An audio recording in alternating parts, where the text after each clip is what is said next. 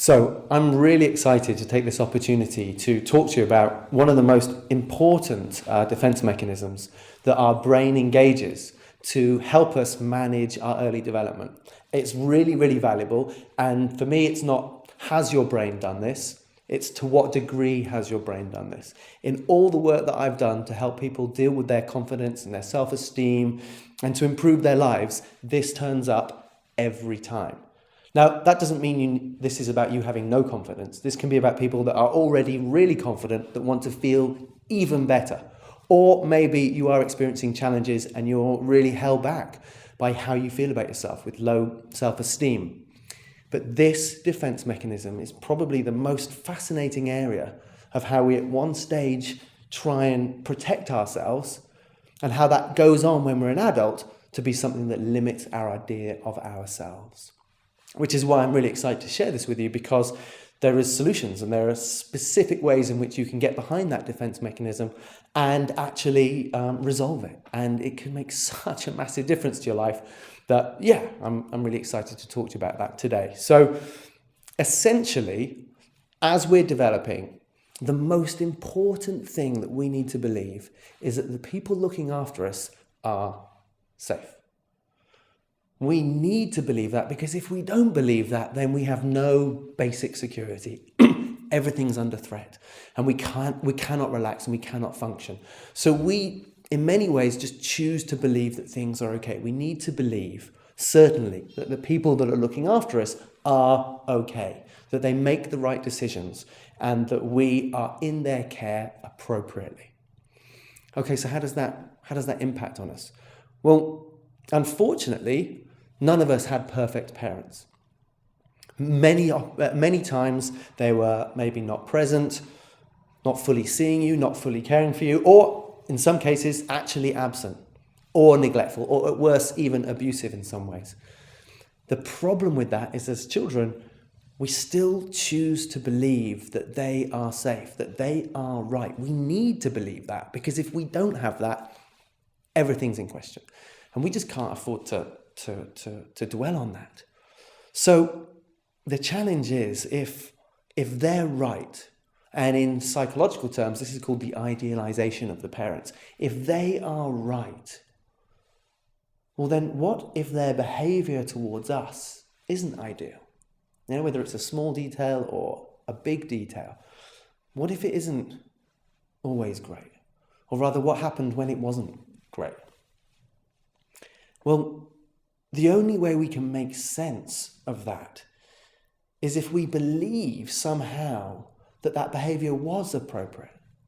So if in our hearts we know that we actually did deserve more affection, or we could have been supported more completely, or they could have been more present, yet we cannot really truly question them, the only way we can make sense of it is if we believe their behavior was appropriate because of something to do with us. And so our unconscious comes up with this idea that, hey, maybe, you know what, it's our fault. And this is so common. And it's not down to us actually deep down believing there's something wrong with us. It's something that we choose to believe because it makes better sense and it's more comfortable, actually, than thinking that there's something wrong with our carers. And so, well, you know, where does that leave us? Well, that means if there's a part inside us that deep down wants to believe there's something wrong with this. It's not that it thinks there's something wrong with this, it wants to, because by holding on to that, well then it makes sense of something which was previously too painful to think about. So it's actively there, going to be maybe behaving in ways or driving behavior that holds that in place. So for example, someone may turn up in your life that is utterly loving, totally into you, and for some reason, you push them away. Or in a small case, maybe someone gives you a compliment, and it doesn't feel comfortable. Now, maybe you've learned to accept compliments because you know it's appropriate. Or maybe you're fine with compliments anyway.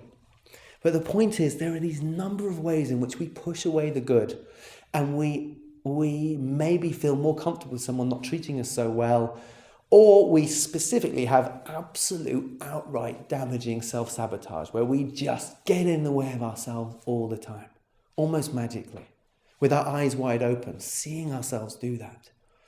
And it's because in some ways, if we were to experience that good or to receive that love or to allow ourselves to believe that we are okay, then what happens is that means we automatically become aware of the fact that, well, hold on a minute. If I'm okay, what was that all about? What were they about? Where were they? Or why were they like that? And that brings up that very early concern, that very early resistance to our true awareness of what our carers were like at some times.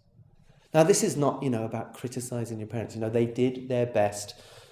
Or the people that were looking after you, they did their best. You know that. You've probably already come to terms with the ways in which your carers probably or possibly let you down at times. But when we deny the truth of our experience or the truth of our perception at that time, what we do is we're hiding from a part of ourselves. And that part remains repressed, feeling difficult, blaming itself, worrying about its own value. And what that part requires is for you to essentially revisit it and give it space, give yourself space to be actually truly honest. Not in a compassionate understanding they did their best kind of way. You get to that next. What actually needs to happen first is to feel how you felt.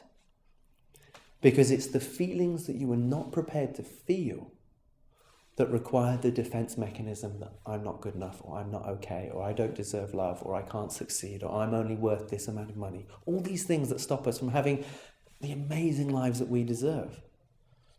And so the solution, in principle, is simple. It is to go and feel the emotions that you were once not prepared to feel, which is to be honest with yourself about how it felt when those parents behaved in certain ways or didn't behave in certain ways or were present or not present in a number of ways in which people are.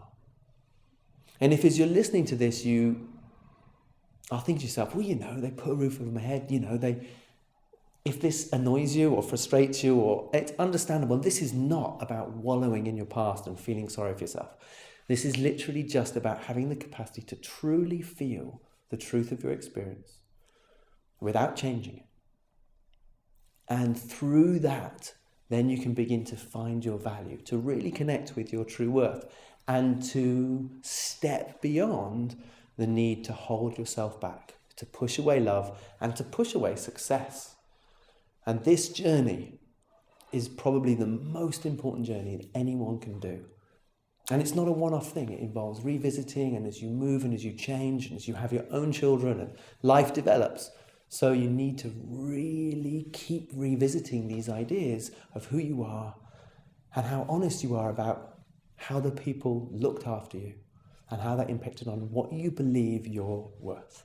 So I really invite you to, whichever way is appropriate for you, to explore the many different ways that are available to you to go on that journey. Good luck.